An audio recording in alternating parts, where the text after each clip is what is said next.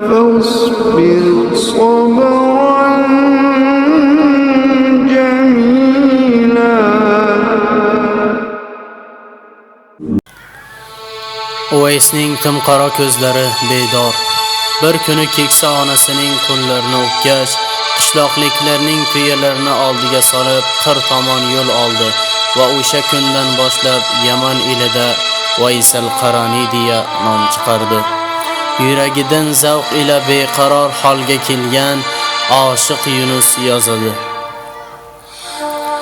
Rumda ham ajamda oshiq bo'lganim, Yaman ellarida Vaysal Qarani haq payg'ambar sevdi va do'stim dedi. Yaman ellarida Vaysal Qarani go'dakdir oxirat g'amini yeydi. Malaklar poyiga qanotini yoydi. Rasulning muborak harqasin kiydi. Yaman ellarida Vaysal Qarani valilar oldida kamar belida, oq nurdan xoli bor o'lchab qo'lida. Vays sulton deyilar haq divonida. Yaman o'lkasida Vaysal Qarani bomdod namozini o'qib ketardi.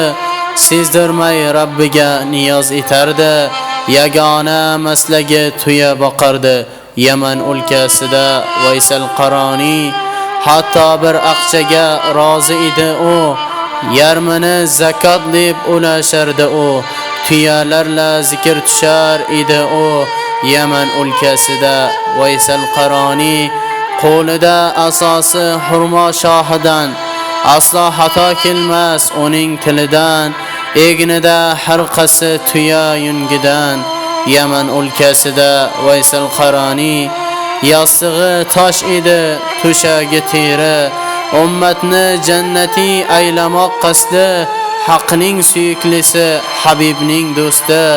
Yaman o'lkasida Vaysal Qarani onasidan izn oldi, jo'nadi. Ka'ba yo'llaridan o'tdi, aylandi. Muborak ul uyga bordi, topmadi. Yaman o'lkasidan Vaysal Qarani payg'ambar masjiddan uyiga keldi. Vaysalning nurini eshikda ko'rdi. So'rdi Oyshadan uyga kim keldi?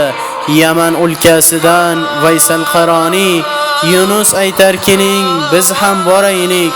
Oyog'in gardiga yuzlar suraylik. Haq nasib aylasin qo'shni bo'laylik. Yaman o'lkasidan Vaysal Qarani qalbi ilohiy ishqqa to'la Uvays tog'u toshlarda mehribon Rabbi bilan tanho qolardi.